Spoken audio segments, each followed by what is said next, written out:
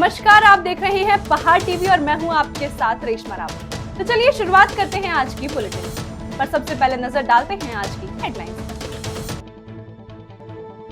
मां यमुना की डोली यात्रा में शामिल हुए सीएम धामी, हेलीकॉप्टर से हुई पुष्प वर्षा।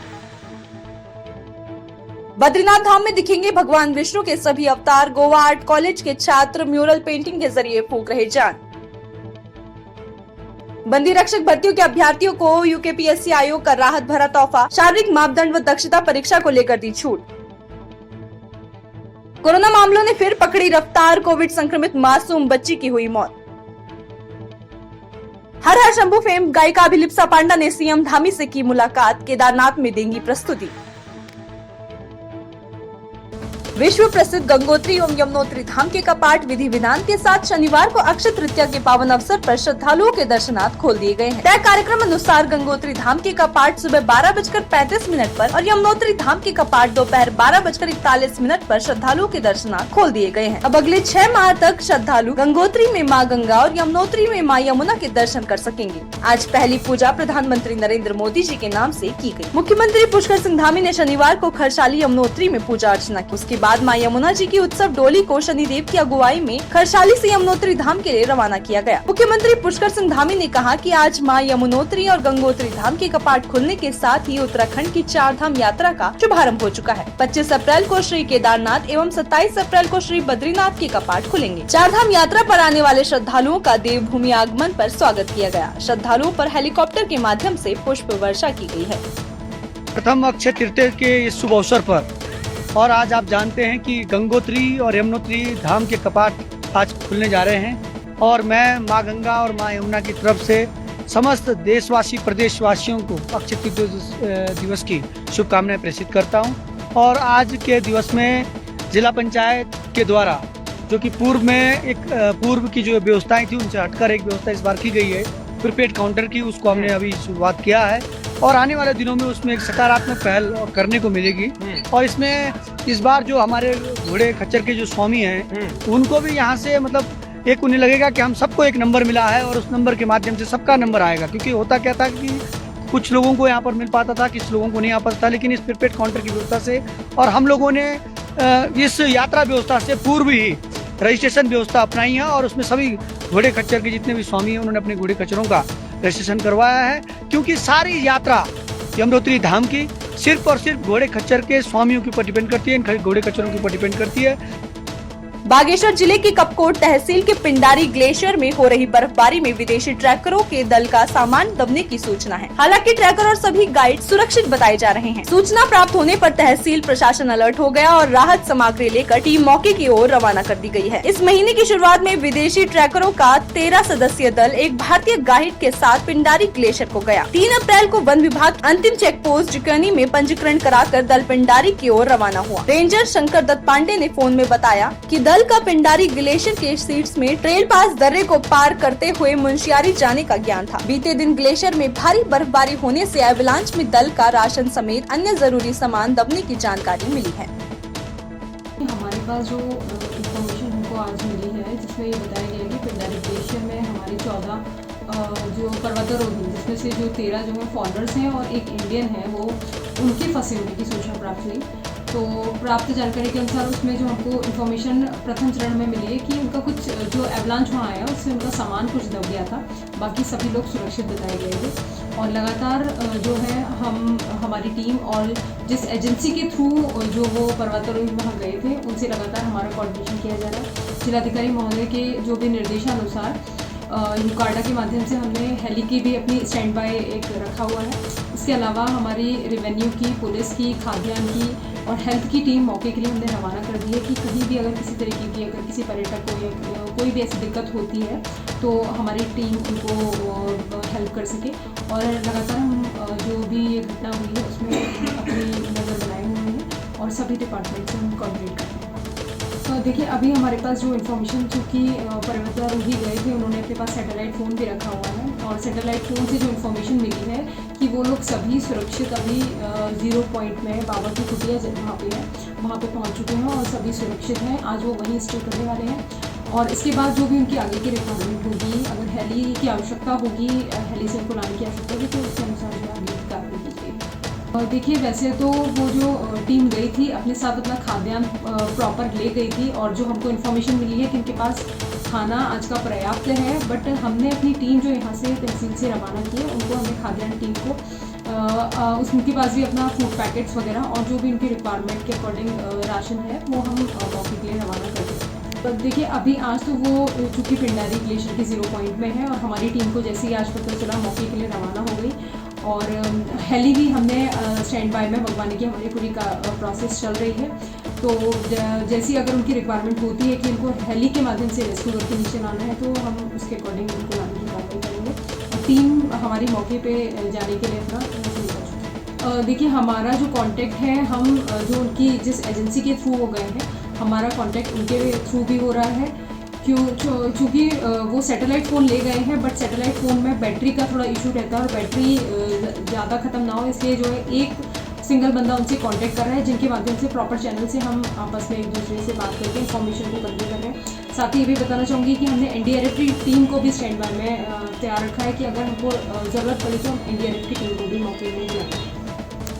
एवलान जो बताया गया है, एवलान से उनका जो टीम गई थी, उनका कुछ सामान जिसमें वो बता रहे जैसे टेंट और कुछ इक्विपमेंट्स हो गए, या उनके कुछ के स्नो बूट्स वगैरह वो दब चुके हैं। बाकी किसी की मतलब इस तरीके की बाकी कोई ऐसी हानि की कोई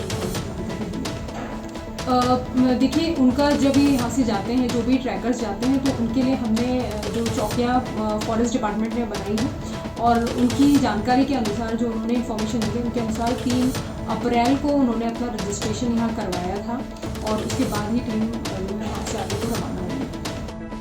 देहरादून जॉली ग्रांट एयरपोर्ट विस्तारीकरण एवं वैकल्पिक मार्ग के निर्माण हेतु भूमि आग्रहण के प्रकरण पर कार्यवाही करते हुए आज उप जिलाधिकारी शैलेंद्र सिंह नेगी की अध्यक्षता में जॉली ग्रांट कोठारी मोहल्ले के राजकीय जूनियर हाई स्कूल में लोक सुनवाई का आयोजन किया गया, जिसमें जॉली ग्रांट बक्सर वाले के प्रभावित व्यक्तियों व ग्रामीणों के साथ तमाम अधिकारियों ने संवाद। शैलेंद्र सिंह नेगी ने बताया कि भूमि अधिग्रहण प्रस्ताव के अनुसार कुल 1.97 हेक्टेयर भूमि का अधिग्रहण किया जा रहा है, जिसमें 6 वाणिज्य, 8 गैर वाणिज्य भवन के साथ ही 222 गैर फलदार, 4 बांस, 115 फलदार वृक्षों का अधिग्रहण किया जा रहा है। तो वहीं 10 फीट चौड़े मार्ग का अधिग्रहण आंशिक रूप से किया जा रहा है, जिसके सापेक्ष 5 मीटर चौड़ा मार्ग प्रस्तावित करते हुए भूमि अधिग्रहित की जा रही है। जो लोक सुनवाई यहाँ पे हुई है, एसडीएम द्वारा अध्यक्ष रह रहे हैं इसमें, तो इसमें क्षेत्र की जो समस्याएं थी, कुछ जो लोगों की जमीनें अधिग्रहित की जा रही थी, जिसमें अठुरवाला क्षेत्र है और हिमालयन बाउंड्री से लगता हुआ जो जोली ग्रांट, बागी अठुरवाला और ये बिजली जोली, कोठारी मोहल्ला और बागी अठुरवाला को जोड़ने वाला जो मार्ग था, ये बंद हो रहा था। तो उसमें हमने बात रखी थी, तो जिसके बाद इन्होंने अधिग्रहित जमीन की। तो आज एसडीएम द्वारा बताया गया है कि वो जो जितने रास्ता जोली ग्रांट वालों का गया है, भूमि के बदले इनका मुआवजा बनाया गया है, तो उस रास्ते को 18 फुट चौड़ा कर दिया गया है। तो अभी गांव वालों ने ये बात रखी है कि उससे पहले जो रास्ता दयाल सिंह जी के मकान से जो पुराना हिमालयन गेट से जा रहा था, वो 10 फुट चौड़ा रास्ता है। तो गांव वालों की ये बात थी कि उस रास्ते को भी अगर 18 फुट कर दिया जाए, नहीं तो अगर जो उसमें पासिंग है वो कर दी जाए, तो लोगों को आने जाने में बड़ी सहूलियत होगी, क्योंकि वो रोड 10 फुट चौड़ी होने के कारण उसमें आज की डेट में एयरपोर्ट के कर्मचारी भी उसी रोड से आते जाते हैं, जिस कारण अक्सर वहाँ पे जब जाम लगता है, पासिंग के बीच में जब बन जाता है, तो उसमें विवाद की स्थिति बनती है। और आज जो जोली ग्रांट को कई हमारी जो आवश्यक सेवाएं हैं, जैसे 108 हो गई, फायर ब्रिगेड हो गई, कभी अगर क्षेत्र में कोई आगजनी का मामला या बीमार आदमी जाता है, तो इन सेवाओं को भी आने में बहुत लंबी दूरी पड़ती है। तो आज लोग इसी उसमें बैठे थे। कुछ लोगों का, अधिकतर लोग जो थे रस्तों के मैटर में थे, और कुछ लोगों का यहाँ पे भूमि अधिग्रहण मामले के उसमें आए हुए थे, जिनको ये था कि भाई हमारी कितनी ज़मीन जा रही है और हमें कितना मुआवजा मिल रहा है। इस बात पर लोगों ने अपने अपने वो सवाल रखे हैं, जिसका माननीय एसडीएम साहब ने जवाब दिया है। और अभी जो अधिग्रहण भूमि का है, बाकी अभी जो पहला पार्ट है, उसके बाद आज जोगियाना के लोग भी यहाँ पे आए हुए थे, तो जोगियाना वालों का अभी मामला नहीं है इसमें। अभी सिर्फ एक खान अटूर वाला हिमालयन गेट के सामने का मामला है। तो अभी आगे जब देखा जाएगा कैसा है, लेकिन आज रास्ते का उन्होंने अमेंडमेंट किया है और जनता को आश्वासन दिया कि आप रास्ते बंद नहीं किए जाए, रास्ता जनता को मिलेगा। जॉली ग्रांट का विस्तारीकरण होना है, तो उसमें जो भूमि अधिग्रहण का प्रस्ताव है, उसमें 1.97 हेक्टेयर के लगभग है, और उसमें जो अधिग्रहण की कार्रवाई है वो चल रही है। तो उसमें जो एजेंसी है, जो SIA कर रही है, सोशल इम्पैक्ट असेसमेंट कर रही है, वो श्री गुरु राम राय विश्वविद्यालय कर रहा है, उनको एजेंसी बनाया गया है। तो उन्होंने सेक्शन 4 की कार्रवाई कर ली, तो उसके बाद सेक्शन 5 में इसमें लोक सुनवाई होती है। लोक सुनवाई में अध्यक्षता जो है एसडीएम की होती है और हमारे और भी मेंबर होते हैं, तहसीलदार हैं हमारे और वही यूनिवर्सिटी के सदस्य हैं। भारत में क्या एक बार फिर कोरोना की लहर आने वाली है? क्या H3N2 वायरस के साथ कोरोना भी सबको सताएगा? ये सवाल फिर से उठने लगे हैं। ऐसा इसलिए क्योंकि देश में कोरोना के मामले में तेजी देखने को मिली है। हल्द्वानी के सुशीला तिवारी हॉस्पिटल में 5 माह की एक बच्ची की मौत हुई है। बच्ची को कल इलाज के लिए माता पिता ने सुशीला तिवारी हॉस्पिटल में भर्ती कराया था, जिसको निमोनिया और गैस्ट्रो की शिकायत थी। बच्ची के परिजन मुक्तेश्वर के रहने वाले हैं, जिसका इलाज सुशीला तिवारी हॉस्पिटल में चल रहा था। बच्ची कोविड एंटीजन टेस्ट में पॉजिटिव पाई गई थी। बच्ची की मौत से परिजनों में कोहराम मचा हुआ है। सुशील तिवारी हॉस्पिटल के प्राचार्य अरुण जोशी ने बताया कि बच्ची को निमोनिया और गैस्ट्रो की काफी दिक्कतें भी थी। डोईवाला ब्लॉक की ग्राम पंचायत प्रतीत नगर रायवाला में ग्राम पंचायत के ग्राम प्रधान अनिल पर गांव के सामाजिक कार्यकर्ता एलम सिंह राणा ने लगाया अभद्र व्यवहार करने का आरोप। कोर्ट के मामले से रायवाला थाने में दर्ज कराया मुकदमा। 23 नवंबर 2022 को हुई थी मोबाइल चोरी की घटना, लेकिन प्रधान ने बताया प्रतिष्ठा का सवाल तो बढ़ गया मामला। आरोप प्रत्यारोप के बीच वैदिक नगर गाँव की महिलाओं ने भी ग्राम प्रधान पर लगाया गाँव की उपेक्षा का आरोप। बात रखना चाह रहा हूँ कि ये घटना मोबाइल का था, जो ग्राम प्रधान प्रतीत नगर अनिल कुमार सनोप नथु सिंह ने ये इस घटना का गलत तूल किया। किसी पक्ष को चोर ने साबित करके इन्होंने गलत वो मेरे पे आरोप लगाया, जो कल इन्होंने किसी चैनल के माध्यम से मेरे को नीचे दिखाना कि मैं न्यायालय पे भरोसा करता हूँ।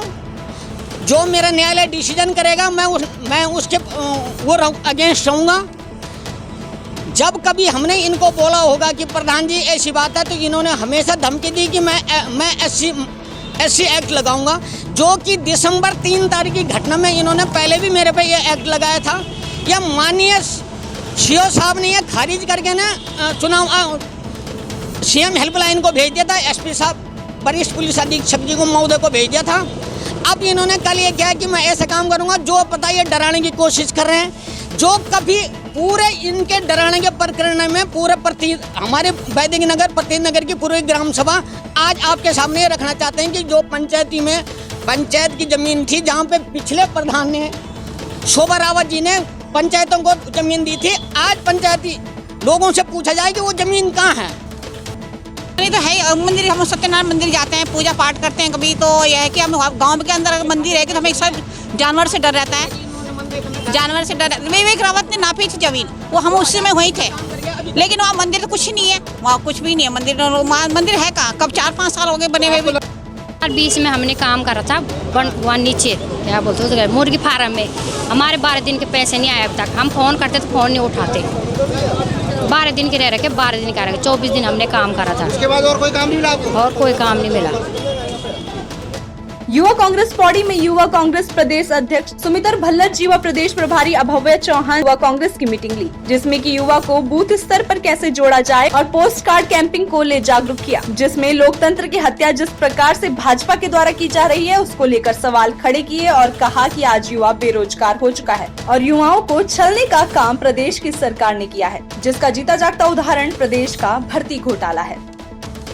मुद्दे हैं, पोस्ट कार्ड कैंपेन जो राहुल जी के डिस्क्वालिफिकेशन पे चल रहा है, उसको हम प्रदेश भर में कार्य कर रहे हैं। और हमारे यूथ जोड़ो बूथ जोड़ो, जैसे भाजपा का पन्ना प्रमुख था, वैसे हमने यूथ जोड़ो बूथ जोड़ो अपना लॉन्च किया है, जिसमें हम बूथ स्तर तक जाएंगे और जो हमारे बूथ लेवल की कमेटी होगी उसको हम सम्मिलित करेंगे। देश भर में चल रहा है और उसी के तहत हमारी पोस्ट कार्ड कैंपेन भी चल रही है। संगठन के विस्तार की दिशा में संगठन को कैसे मजबूत किया जाए, कैसे जो कैंपेन चल रही है उसको मजबूती से हम लोगों के बीच में लेकर के जाएं, इन सब तमाम मुद्दों पर चर्चा के लिए आज पौड़ी में हमने जिला युवा कांग्रेस की बैठक रखी थी।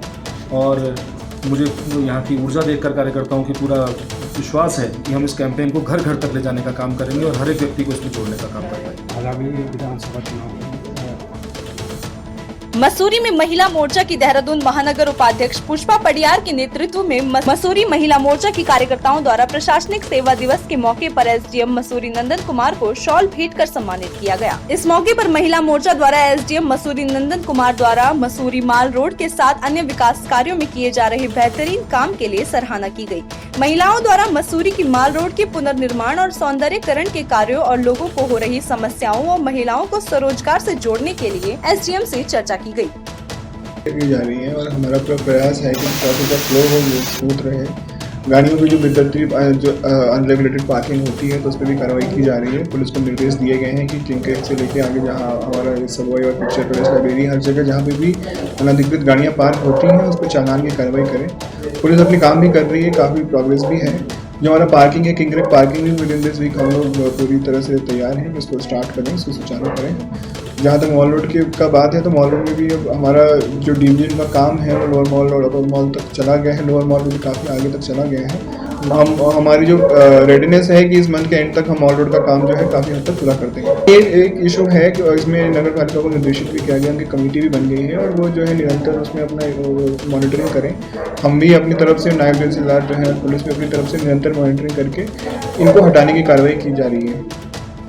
आज सिविल सेवा सर्विस डे के उपलक्ष्य में आज हम लोग पूरी मातृशक्ति ने यहाँ पर जो हमारे प्रशासनिक अधिकारी एसडीएम उनको सम्मानित करने का कार्यक्रम किया है। 21 अप्रैल को 2006 में हमेशा तब से इसको मनाया जाता है सिविल सर्विस डे। और सर्वप्रथम इसमें ये जो हमारे गृह मंत्री, भारत के पहले गृह मंत्री सरदार वल्लभ भाई पटेल जी, जिन्होंने की जो नवनियुक्ति हुई थी प्रशासनिक अधिकारियों को, उनको संबोधित किया था, उसमें आज 21 अप्रैल को हमने प्रशासनिक जो यहाँ पर एसडीएम हैं हमारे आईएएस, उनको सम्मानित करने का कार्यक्रम करा है। उसी के उपलक्ष्य में आज इसी विषय में आज हमने रखते हुए शहर की विभिन्न समस्याओं का जो जनता के बीच के जो सवाल थे कि शहर में सौंदर्यीकरण जिस तरह से जो चल रहा है कि सड़कों की अव्यवस्था हो रही है और जो निरंतर काम चल रहा है, सीजन के आने से पहले इस कार्य को पूरा किया जाए। और साथ ही मैं ये भी मैसेज हमने कहा है कि आपस में हम लोग लोकल को भी सपोर्ट करना चाहिए, एक सामंजस्य बना के चलना चाहिए कि जिस तरह से वो रहता है कि हम लोग भी उनको कोऑपरेट करेंगे तो शायद ये काम करने में उनको ज़्यादा इजीली होगा और ये काम जल्दी होगा। देहरादून में शुक्रवार को जिलाधिकारी श्रीमती सोनिका के निर्देशन पर 5 जोन बनाए गए हैं, जिनके लिए नगर निगम, पुलिस प्रशासन की अलग अलग संयुक्त टीम बनाकर प्रथम चरण में अतिक्रमण हटाए जाने की कार्यवाही की जा रही है। जिलाधिकारी श्रीमती सोनिका ने अतिक्रमण हटाए जाने की कार्यवाही के दौरान राजपुर रोड पर टीम द्वारा की जा रही कार्यवाही का जायजा लिया। उन्होंने कहा, जनमानस के लिए पैदल चलना सुगम रहे, इसके लिए फुटपाथ एवं सड़क को अतिक्रमण मुक्त कराने के लिए 5 टीमें बनाकर कार्यवाही की जा रही है तथा यह कार्यवाही आगे भी जारी रही। एक बार पुनः अतिक्रमण मुक्त किए जाने स्थान पर पुनः अतिक्रमण करने वाले पर भारी अर्थदंड के साथ ही नियमानुसार सख्त कार्यवाही अमल में लाई जाएगी। रमजान मुकम्मल होने के बाद सितारागंज में मुस्लिम समाज के लोगों ने बड़े ही अकीदत और अमन चैन के साथ ईद का त्योहार मनाया, साथ ही एक दूसरे को ईद की मुबारक दी। वहीं सुरक्षा के मद्देनजर पुलिस प्रशासन मौजूद रहा। आपको बता दें कि इस्लाम धर्म के सबसे प्रमुख त्योहारों में से एक ईद का पर्व है। माह रमजान खत्म होने के बाद 22 अप्रैल को ईद मनाई जा रही है। ईद उल फितर इस्लाम धर्म का प्रमुख त्योहार है। इसे मीठी ईद भी कहा जाता है। उत्तराखंड राज्य आंदोलनकारियों ने सरकार से 10% आरक्षण को जल्द से जल्द धरातल पर लागू करने की मांग की। धामी कैबिनेट ने 14 मार्च 2023 को राज्य आंदोलनकारियों को 10% आरक्षण वाले प्रस्ताव को पारित करा था, जो अभी तक राज्यपाल ने अनुमोदित नहीं किया, जिससे नाराज होकर आज राज्य आंदोलनकारी ने मुख्यमंत्री धामी से अपील करी कि वह जल्द से जल्द क्षितिज आरक्षण को धरातल पर उतारे। होगा और मैं बहुत भरोसा करता हूँ, मैं वाकई कह रहा हूँ, इस बात को केवल कहने के लिए नहीं कह रहा हूँ। हमने पिछले मुख्यमंत्रियों का हिसाब किताब देखा है। वर्तमान मुख्यमंत्री जो है पुष्कर सिंह धामी जी, उनका रुख वास्तव में सकारात्मक रहा। अभी तक जो कुछ प्रगति हुई उनके सकारात्मक रुख की वजह से हुई। तो हम ये कह रहे हैं कि वो अपनी ही घोषणा पर वास्तविक अमल कब तक करवाएं।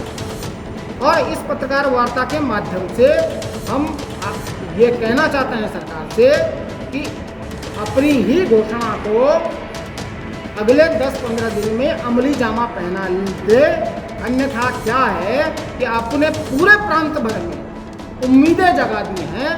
ये उम्मीद, ये आशा, ये उत्साह जिसमें लोगों ने जगह जगह आपका अभिनंदन भी किया है, वो आपके प्रति गुस्से का, रोष का कारण बनेगा। ये अच्छा नहीं है। रुड़की में आज ईद उल फितर के त्योहार पर ईदगाह में ईद की नमाज अदा की गई है। आज ईदगाह में हजारों की संख्या में लोग ने ईद की नमाज अदा की है। वहीं ईद की नमाज के दौरान शहर काजी मुफ्ती सलीम ने नशे के बचाव के लिए बयान किए, साथ ही उन्होंने मुल्क में अमनो आमन के लिए दुआ भी की। इस दौरान सुरक्षा को देखते हुए ईदगाह में पुलिस भी मौजूद रही। मुबारकबाद। ईद की नमाज सफल संपन्न हुई। चारों तरफ व्यवस्था बेहतर रही और जो तैनात किया गया था पुलिस बल उसने वैकल्पिक मार्गों पर व्यवस्था बेहतर बनाए रखी और यहाँ पर कुशल लोगों की नमाज संपन्न कराई। सभी को पुनः ईद की ढेर सारी मुबारक। जिस तरह से एसपीओ बहुत सफल रहा और सबके सहयोग से ही कोई व्यवस्था सफल होती है। सबको उनके सहयोग के लिए भी आभार है। ईद उल फितर के मौके पर पचवा दून क्षेत्र में भी काफी रौनक देखने को मिली। इस दौरान पचवा दून के विकास नगर, कालसी, हरबटपुर, सहसपुर और सेलाकुई सहित आसपास के तमाम क्षेत्रों में ईदगाह और मस्जिदों में ईद के मौके पर पढ़ी जाने वाली खास नमाज अदा की गई। इस क्रम में विकास नगर की ईदगाह में जामा मस्जिद के इमाम मौलाना सईद अहमद ने ईद की नमाज पढ़ाई और तकरीर दी। साथ ही इस मौके में देश में अमन व चैन की दुआएं भी मांगी गई। वहीं दूसरी ओर स्थानीय पुलिस प्रशासन भी पूरी चाक चौबंद व्यवस्था के मौके पर डटा हुआ नजर आया। हमने लोगों को और आवाम को ये बात समझाई कि भाई ईद त्योहार को जो है बड़े आराम और सुकून के साथ में इस त्यौहार को मनाना चाहिए। इसमें किसी तरीके के साथ दंगा फसाद और कोसा बातें नहीं करनी चाहिए। ये बुरी बात है, हमें अल्लाह उसके रसूल ने मना फरमाया है ऐसी चीज़ों से। इसलिए अमन और सुकून के साथ में हमें ईद अदा करनी चाहिए। अल्लाह ताला हम सबों को, हमने यही तमाम लोगों को सिखाया और बयान किया है कि भाई सभी शांति के साथ, आराम के साथ में और बड़े खुशो खुर्रम के साथ, इत्मीनान के साथ, सुकून के साथ में अपना त्यौहार मनाएं और किसी को तकलीफ़ ना दे और किसी भाई को किसी कोई दिक्कत और परेशानी वाक़ई नहीं हुई। अल्लाह का बड़ा फजल व एहसान हुआ। और आज की खबरों में बस इतना ही। आगे की खबर जानने के लिए देखते रहिए पहाड़ टीवी। तब तक के लिए नमस्कार।